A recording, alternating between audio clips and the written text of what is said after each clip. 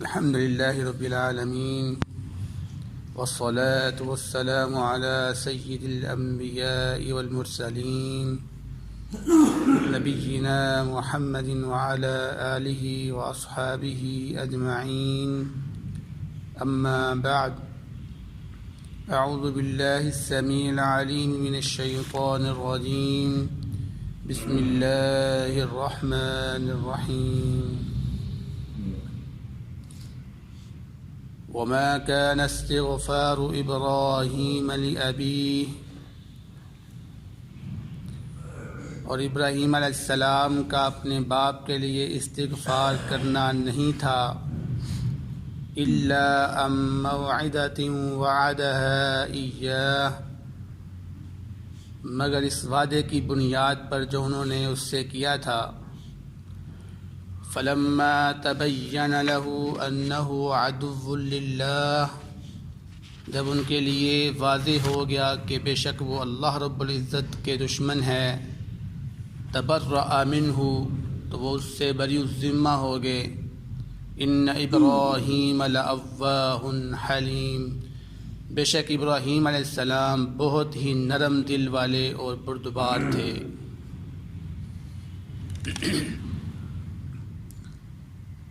سورۃ التوبہ کی آیت نمبر 114 آپ کے سامنے تلاوت کی گئی ہے.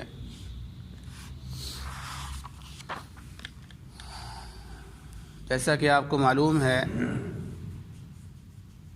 کہ ہمارا موضوع چل رہا تھا کہ مسلمان کے لیے جائز نہیں ہے کہ وہ کسی مشرک کے لیے یا کافر کے لیے مغفرت کی دعا مانگے. اسی سلسلے میں اللہ رب العزت نے یہ آیت بھی نازل فرمائی. حضرت علی رضی اللہ تعالیٰ عنہ بیان کرتے ہیں کہ میں نے ایک شخص کو دیکھا کہ وہ اپنے والدین کے لیے مغفرت کی دعا مانگ رہا تھا، جب کہ اس کے والدین مشرک تھے. تو میں نے اس سے کہا کہ تم اپنے والدین کے لیے مغفرت کی دعا کیوں مانگ رہے ہو جب کہ تمہیں علم ہے کہ وہ مشرک تھے؟ تو اس شخص نے کہا کہ ابراہیم علیہ السلام بھی اپنی والد کے لیے دعا مانگا کرتے تھے مغفرت کی، تو پھر میں اپنے والدین کے لیے دعا کیوں نہیں مانگ سکتا؟ تو حضرت علی رضی اللہ تعالی عنہ یہ بات سن کر نبی کریم صلی اللہ علیہ وسلم کے پاس چلے گئے اور ان کے سامنے یہ واقعہ رکھا. تو اللہ رب العزت نے اس وقت اس آیت مبارکہ کو نازل فرمایا کہ وما كان استغفار ابراہیم لأبیہ الا عن موعدة وعدها إياه، ابراہیم علیہ السلام کا جو استغفار کرنا تھا وہ تو ایک وعدے کی بنیاد پر تھا جو انہوں نے اپنے باپ سے کیا تھا. اب یہ مسئلہ نہیں ہے. کیوں؟ کیونکہ ایک اور حدیث میں آتا ہے کہ روز قیامت بھی ابراہیم علیہ السلام اپنے باپ کے لیے شفاعت کریں گے. روز قیامت بھی ابراہیم علیہ السلام اپنے باپ کے لیے شفاعت کریں گے. وہ کہیں گے اے اللہ کہ میرے لیے اس سے بڑھ کر اور رسوائی کا سبب کیا ہو سکتا ہے کہ میرا والد جو تھا نا وہ جہنم میں جائے گا. لوگ کہیں گے ابراہیم علیہ السلام کا والد ہے یہ جو جہنم میں جل رہا ہے، سڑ رہا ہے. تو اللہ رب العزت ابراہیم علیہ السلام سے فرمائیں گے اے ابراہیم اپنے پاؤں کی طرف دیکھو. تو ابراہیم علیہ السلام جب اپنے پاؤں کی طرف دیکھیں گے تو اللہ رب العزت اس کے باپ کو بجو بنا کر اس کا منہ کالا لگا کر اس کو نیچے چھوٹا کر دیں. تو پھر اس کو فرشتے پاؤں سے اٹھا کر جہنم میں پھینک دیں گے، اس لیے کہ ابراہیم علیہ السلام کی رسوائی نہ ہو. اب فرمایا ابراہیم علیہ السلام اب آپ کی رسوائی نہیں ہوگی کیونکہ آپ کے باپ کو ہم نے بجو بنا دیا ہے، اس کا چہرہ چینج کر دیا، اس کے چہرے پر گندگی لگا دی ہوئی ہے، جیسا کہ عام طور پر پہلے وقتوں کے اندر ہوتا تھا کہ منہ پہ کالک لگا دیتے تھے اور اس کو جو ہے نا وہ ذلیل کیا جاتا تھا. تو اللہ رب العزت نے اپنے نبی کو رسوائی سے بھی بچا لیا اور مشرک کو اس کے انجام پر بھی پہنچا دیا، اور وہ کیا ہے؟ وہ جہنم ہے. تو اللہ رب العزت نے ابراہیم السلام کے والد کو جہنم میں پھینک دیا۔ تو آگے فرمایا فلما تبین لہ انہ عدو للہ تبرأ منہ، جب ابراہیم علیہ السلام کے لیے یہ واضح ہو گیا کہ اللہ رب العزت نے اپنا جو فیصلہ کرنا تھا وہ کر لیا اور ان کے والد کو اس کے انجام پر پہنچا دیا، تو انہوں نے کہا اب مجھے دعا مانگنے کی کوئی ضرورت نہیں ہے، کیونکہ اللہ رب العزت نے جو فیصلہ کرنا تھا وہ کر لیا۔ اب ان کے لیے یہ واضح ہو گیا، ظاہر ہو گیا کہ ان کے والد اپنے انجام کو پہنچ گئے ہیں، لہٰذا انہوں نے پھر دعا مانگنا چھوڑ دیا، سفارش کرنا اللہ رب العزت سے چھوڑ دی۔ دوبارہ انہوں نے اللہ رب العزت سے یہ نہیں کہا کہ اللہ میرا باپ ہے تو اس کو معاف فرما دے۔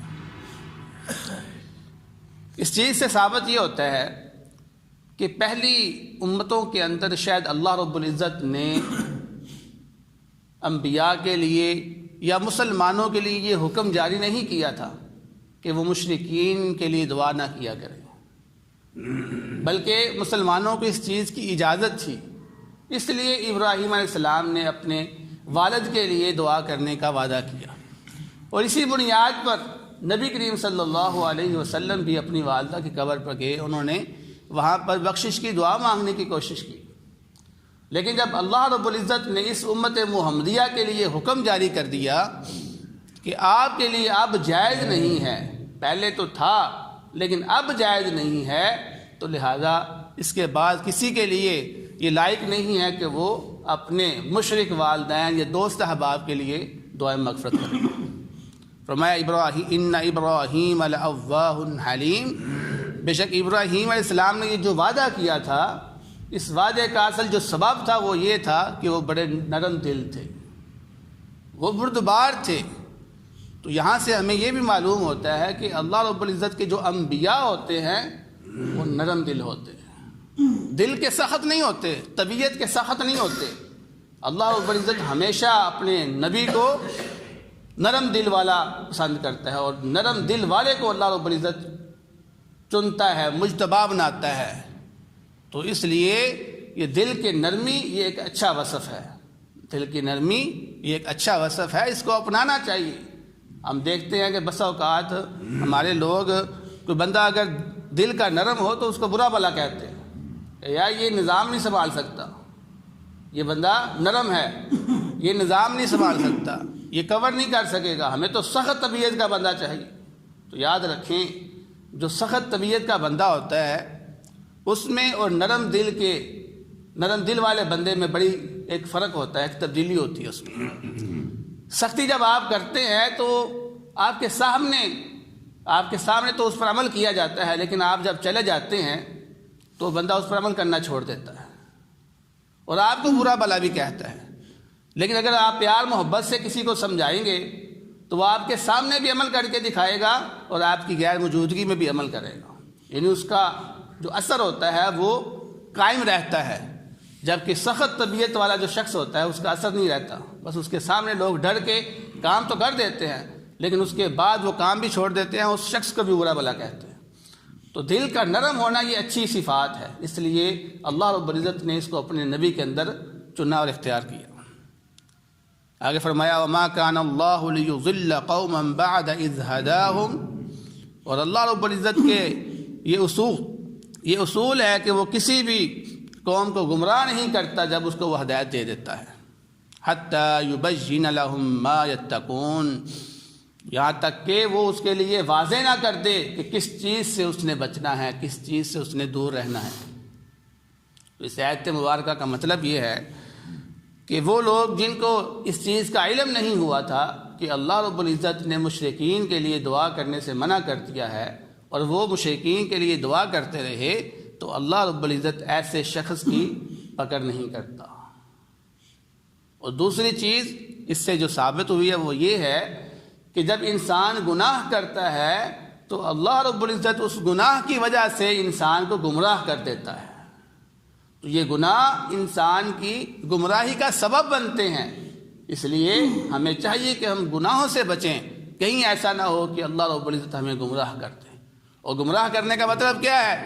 گمراہ کرنے کا مطلب یہ ہے کہ جب ہم بار بار گناہ کریں گے تو پھر اللہ رب العزت ہمارے لیے گناہ کرنے کو آسان کر دیں گے، ہمیں گناہ کرنے والی مجلس عطا کریں گے، ہمارے لیے راستے گناہ کرنے کے لیے کھول دے گا اللہ رب العزت۔ اس گناہ کی وجہ سے پھر وہ شخص ہمیشہ گمراہ ہی رہے گا اور اسی گمراہی کے اندر اس کو موت آ جائے گی۔ تو جب انسان نیک عمل کرتا ہے، نیک لوگوں کے ساتھ رہتا ہے، نیک مجلس میں بیٹھتا ہے، تو یہ اس کے لیے ہدایت کی نشانی ہے کہ اس نے نیکی کی، اس نیکی کے بدلے میں اللہ رب العزت نے اس کے لیے نیکی کے راستے کھول دیے، اس کو دوست اچھے دے دیے، اس کو مجلس اچھی دے دی، اس کا رابطہ مسجد کے ساتھ کر دیا۔ تو یہ ہدایت ہے اس بندے کے لیے۔ فرمایا ان اللہ بکل شیء علیم، بے شک اللہ رب العزت ہر چیز کا علم رکھنے والا ہے۔ یعنی اگرچہ تم چاہو کہ تم اس کو چھپا لو گے، کسی کو علم نہیں ہوگا، تو یاد رکھنا اللہ رب العزت کو ہر چیز کا علم ہے۔ کیوں؟ کیونکہ ان اللہ لہ ملک السماوات والارض، وہ اللہ ہی ہے جو زمین و آسمان کا بادشاہ ہے، مالک ہے۔ یحیی و یمیت، وہی زندہ کرتا ہے، وہی مارتا ہے۔ وما لکم من دون اللہ من ولی ولا نصیر، اور تمہارے لیے اس کے علاوہ نہ کوئی دوست ہے نہ کوئی مددگار ہے۔ یعنی جب وہ رب جو اس زمین کا مالک ہے جس زمین میں تم رہتے ہو، جو آسمان کا مالک ہے جس آسمان کے نیچے تم بستے ہو، تمہاری زندگی کا مالک جب وہ اللہ ہے، تمہاری موت کا مالک وہ اللہ ہے، اور دشمن کے خلاف تمہاری مدد کرنے والا وہ اللہ ہی ہے، تو پھر تم اس اللہ کے دشمن کے لیے دعائے مغفرت کیوں کرتے ہو؟ یہ جو مشرک ہے، یہ کافر ہے، یہ اللہ کا دشمن ہے، تمہارے لیے لائق نہیں ہے کہ تم اللہ کے دشمن کے لیے دعا کرو، جبکہ وہ اللہ رب العزت تمہارے لیے سب کچھ کرنے والا ہے۔ اس لیے جو اللہ رب العزت تمہارے لیے سب کچھ کرنے والا ہے، اس کی خواہش کے مطابق اپنے آپ کو ڈھالو، جس طرح وہ تمہیں حکم دیتا ہے اس کے مطابق تم عمل کرو، اسی میں تمہاری نجات ہے۔ تو دعا ہے اللہ رب العزت سے جو سنا ہے اس پر عمل کرنے کی توفیق عطا فرمائے۔ بہترین صدقہ جاریہ حاصل کرنے کے لیے اس ویڈیو کو لائک، کمنٹ اور شیئر کرنا مت بھولیں۔